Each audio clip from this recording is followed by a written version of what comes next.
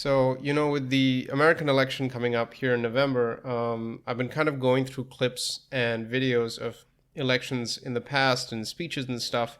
And I've come to the realization that the Democrats and the liberals and all of the people who support them now have just become so painfully unfunny. There was a point when we had people like Barack Obama and Bill Clinton, and these were funny people. Like, they could take a joke, they could make jokes, and they didn't have to try very hard. Sure, maybe they had some writers for them, but they could probably pull it off even if someone wrote the jokes for them. And now, on the other hand, you have people like Hillary. Well, we did have her at some point, and Kamala, who basically just laugh at everything and try to make things funny by laughing and not the other way around. And then that's compounded by the fact that we have all these online personalities who take politics really seriously, and they add their 2 cents and input where at some point you're just kind of left thinking, when did all of this happen? And when did the liberals and Democrats essentially become the establishment? They were so against it at one point. And we'll begin with this clip of Obama where he's responding to the Republicans sarcastically clapping at him during his last State of the Union address. And you'll start to see what I'm talking about as we move along. I have no more campaigns to run. My only agenda, I know because I won both of them. The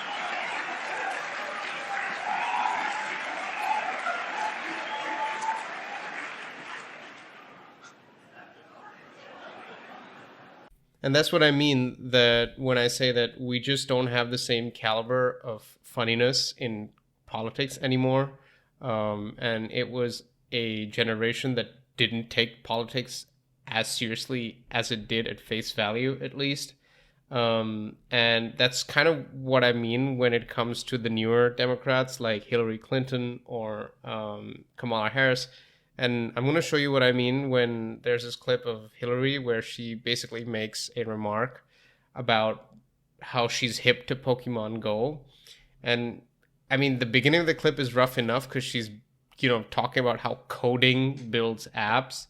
But it's pretty disastrous. You can see for yourself. So what we want is for more young people to be supported and mentored in getting those skills at community colleges, at apprenticeships run by labor unions and businesses.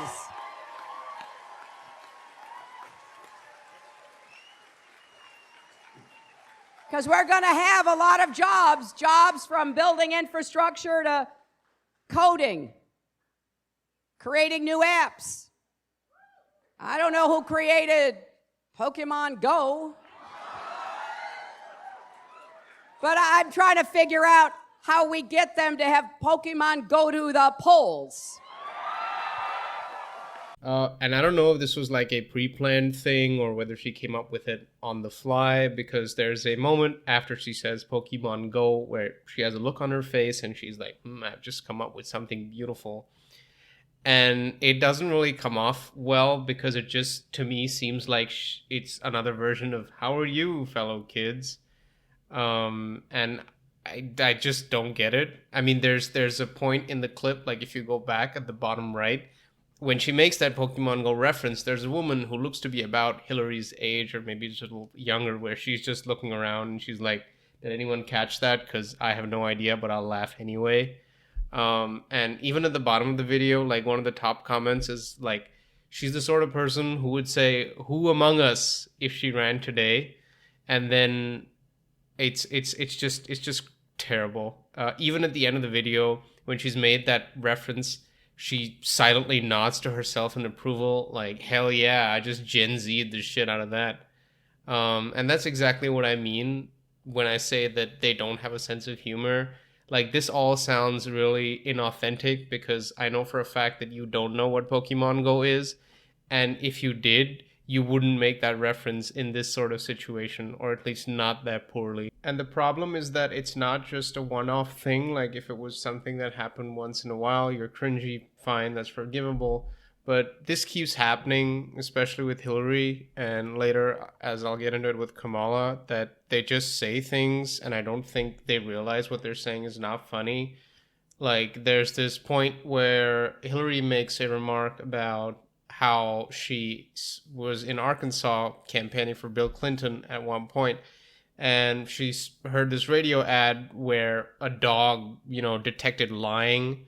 And she tries to bring that logic into how she would detect Republicans lying about something. And she starts barking, like literally starts barking. And it's just a weird thing to see because, I mean, when you associate those things with, I don't know, like Donald Trump, you kind of have this expectation. But with somebody who was Secretary of State and, who handled a lot of sensitive topics, this just seems weird. Like, it seems like she's trying to come off as, again, someone who's trying to be funny when it's not natural and it just should have been avoided entirely. The Republicans want to repeal it. They actually, with a straight face, say that the Great Recession was caused by too much regulation on Wall Street. They actually say that. I remember when I've supported my husband through all of his races in Arkansas.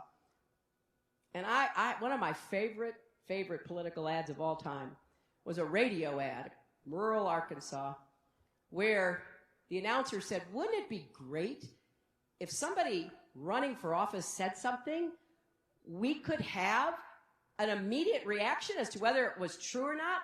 Well, we've trained this dog. And the dog, if it's not true, he's going to bark. And then the dog was barking on the radio. And so, people were like barking at each other for days after that. I'm trying to figure out how we can do that with the Republicans.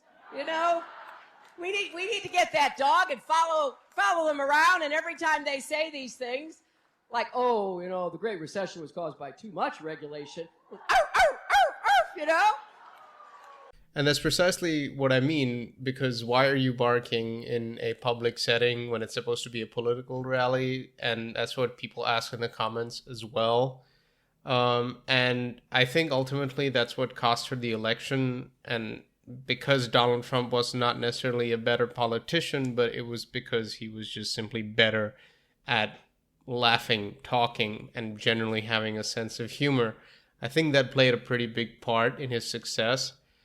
And no one can deny that. If you look at one of the most infamous clips of when Hillary and Donald were debating, and he made that "you'd be in jail" comeback.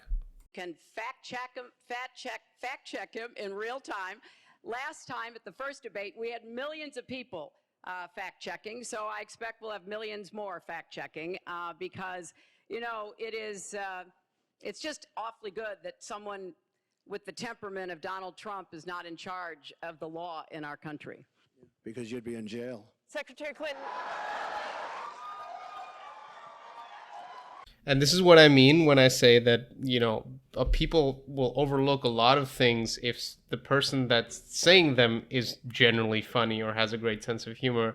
And that's exactly what this comment proves. The audience, yourself, you can hear them. He may not have said anything politically sound, but what he said was funny.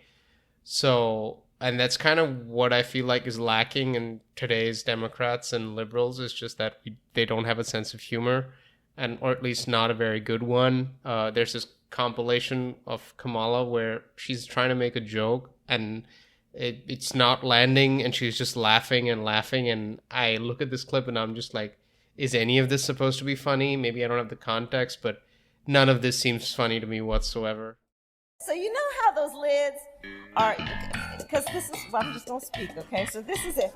So you know how those lids on the Starbucks cups, they're white, right?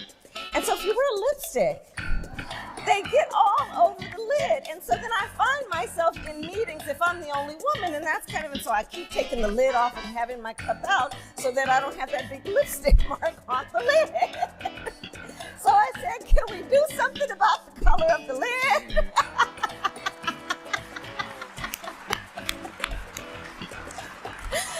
So that was that conversation.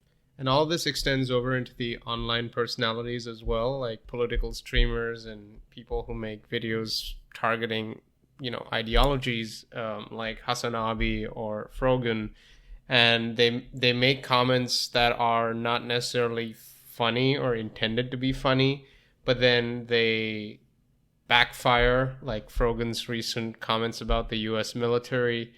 And then it's a backpedaling cycle where they're just like, oh, the aid was all a joke. I was just trying to be funny and edgy. And I don't really think they understand, because if you haven't seen the Frogan clip, I'm going to pull it up right now. She talks basically about how she wants everyone in the U.S. military to get PTSD, although she makes some exceptions, but it's a really loose argument. And I don't really understand where you go after making a statement like this. And just, if you're trying to be funny, why not just actually make it funny and not just make up shit as you go along? I don't know, man. It doesn't make sense to me.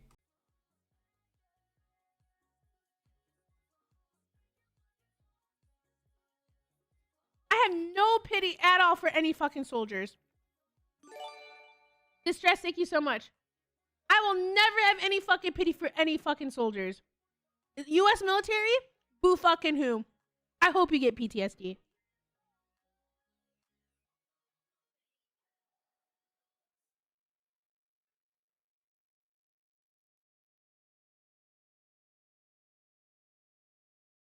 You know?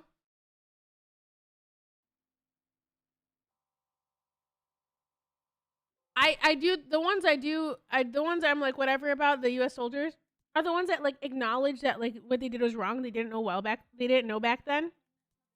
Whatever. You're a good person in my book. Oh my god, Tom, thank you so much for the 10 gifted. So the U.S. military that are like, yeah, like, I did this back then, but now I know it's wrong. Like, I'm changed. Like, fuck imperialism. Fuck this. You don't deserve the PTSD. But like any other motherfucker, you're joining them. You're like, oh my god, I want my fucking Camaro, no student loans. Fuck you. I hope you get PTSD. And I hope you get no health insurance when you get back into fucking America.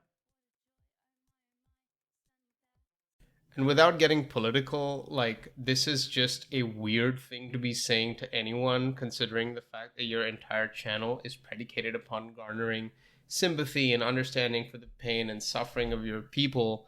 So, again, I don't really get why you'd want to say something like this unless you're trying to be, funny for the shock value of it, or it's supposed to be edgy comedy.